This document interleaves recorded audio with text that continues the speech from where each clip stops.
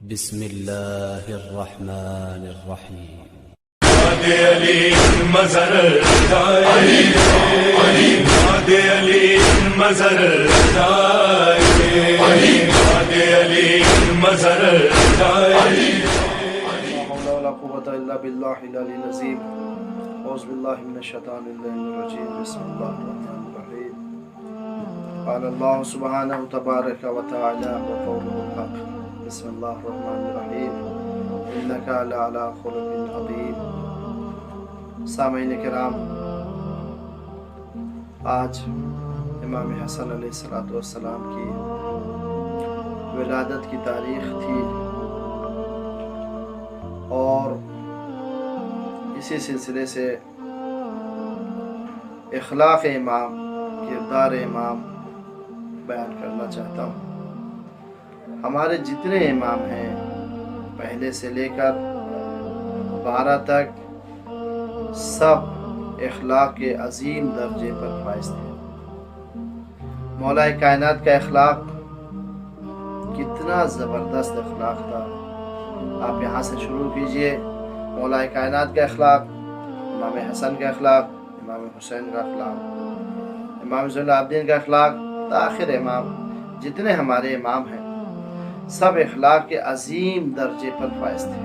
خود پیغمبر اسلام صلی اللہ علیہ وآلہ وسلم خلق عظیم کے مالک تھے۔ پیغمبر اسلام کا اخلاق کوئی بیان ہی نہیں کر سکتا ہے، اتنے صاحب اخلاق، صاحب کردار ہمارے پیغمبر تھے۔ وہی اخلاق، وہی کردار مولا متقیان میں آیا اور یہ منتقل ہوتا ہوا چلا گیا۔ دیکھیں، پیغمبر اسلام، انسان کبھی تو غصہ کرتا ہے، کبھی تو چڑچڑا جاتا ہے، کبھی تو غیظ و غضب میں آ جاتا ہے۔ کسی انسان کو آپ روز ستائیے، روز پریشان کیجئے، ایک نہ ایک دن وہ آپ کے اوپر غصہ کرے گا، آپ سے ناراض ہو جائے گا۔ لیکن ہمارے پیغمبر صلی اللہ علیہ وآلہ وسلم، جن کے بارے میں قرآن کہہ رہا ہے کہ اخلاق کے عظیم درجے پر فائز ہیں، خلق عظیم کے مالک تھے پیغمبر اسلام صلی اللہ علیہ وسلم۔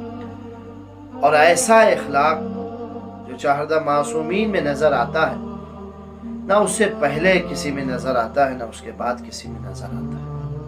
آپ غور کریں، ایک ضعیفہ، ایک بڑھیا عورت ڈیلی پیغمبر اسلام کے اوپر کوڑا پھینکتی رہی، لیکن پیغمبر قولوا لا الہ الا اللہ تفلحوا، قولوا لا الہ الا اللہ تفلحوا کہتے ہوئے مسلسل اسی راستے سے تبلیغ کا سلسلہ جاری و ساری رکھے۔ ہم اور آپ کہیں جائیں اور ایک مرتبہ کوئی بد کلامی کر دے تو ہمارا اخلاق کہاں چلا جاتا ہے، ہم کس منزل پہ پہنچ جاتے ہیں وہ سب جانتے ہیں۔ لیکن پیغمبر اسلام کے اوپر پیغمبر قولوا لا الہ الا اللہ، کہو لا الہ الا اللہ فلاح پا جاؤ گے کہتے ہوئے گلیوں سے گزر رہے ہیں، کوچوں سے گزر رہے ہیں، اور یہ جیسے اس ضعیفہ کے گھر سے پیغمبر گزرتے تھے فوراً کوڑا پھینکا کرتی تھی۔ لیکن ہم اور آپ کہیں سے جائیں، کسی گلی سے روز جائیں اور کوئی بد اخلاقی سے پیش آئے تو ہم وہ راستہ بدل دیں گے، ہاتھوں کو جوڑ کے کہیں گے اللہ کے رسول جب بدتمیزی کر رہی ہے، بد اخلاقی کر رہی ہے، کرکٹ و کوڑا آپ کے اوپر پھینک رہی ہے تو آپ راستہ بدل دیجئے۔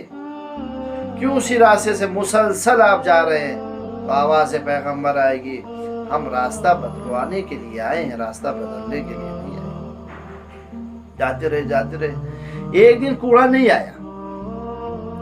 اب پیغمبر نے اصحاب سے پوچھا، بھائی پتہ لگاؤ ضعیفہ آج کہاں ہے، کیوں اس نے کوڑا نہیں پھینکا، کیا وجہ ہے؟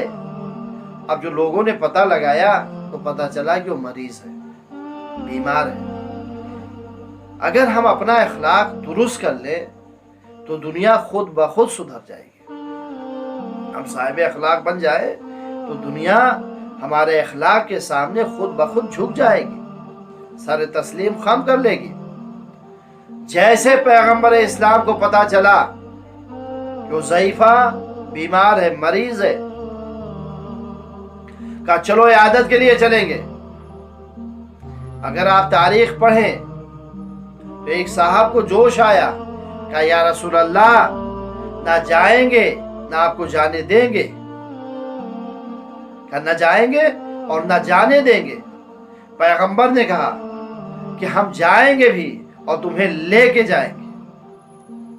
اور پیغمبر نے آخرکار سب اپنے اصحاب کو لے کر اس ضعیفہ کے پاس پہنچے، دخل باب کیا، داخل ہوئے۔ جیسے اس کی نظر پیغمبر اسلام ختمی مرتبہ حضرت محمد مصطفیٰ صلی اللہ علیہ وآلہ وسلم پر پڑی، فوراً کہتی ہے اب آئے ہو بدلہ لینے کے لیے؟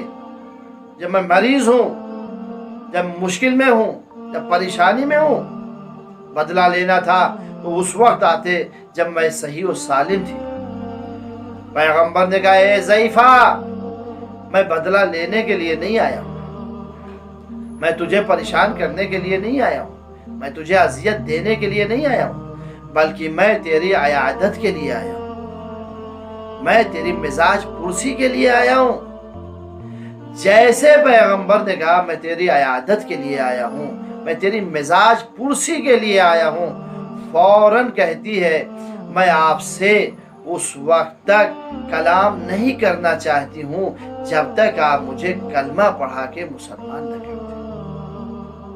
اور پیغمبر اسلام کے دست مبارک پر کلمہ پڑھ کے مسلمان ہو گئے۔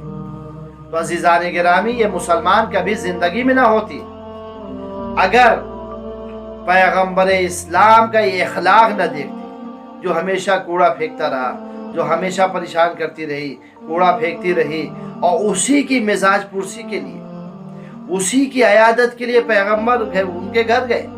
جب اس کے گھر گئے تو اس اخلاق کی بلندی کو دیکھ کے اس نے کلمہ پڑھا۔ تو عزیزان گرامی، جب تک وہ ضعیفہ پیغمبر کو اپنے جیسا سمجھتی رہی، پیغمبر اسلام کے اوپر کوڑا پھینکتی رہی، لیکن جس دن اس نے اخلاق کی بلندیوں پہ پیغمبر کو دیکھا تو کلمہ پڑھتی ہوئی نظر آئی۔ یہ اخلاق پیغمبر اسلام صلی اللہ علیہ وآلہ وسلم کا ہے۔ یہی اخلاق مولائے کائنات کے اندر بھی پایا جاتا تھا۔ مولائے کائنات کو کتنا ستایا گیا، کتنا پریشان کیا گیا، لیکن مولائے کائنات کبھی کسی کے ساتھ بد اخلاقی سے پیش نہیں آئے، حتیٰ قاتل کے ساتھ بھی بد اخلاقی نہیں کی ہے، کسی کے ساتھ بد اخلاقی نہیں کی ہے، ہمیشہ اخلاق کے ساتھ پیش آتے رہے۔ معصومین کی آپ تاریخ اٹھا کے دیکھیں گے تو کوئی بھی کسی مقام پر بد اخلاقی کرتا ہوا نظر نہیں آتا ہے، سب اخلاق کے اعلیٰ درجے پر فائز تھے۔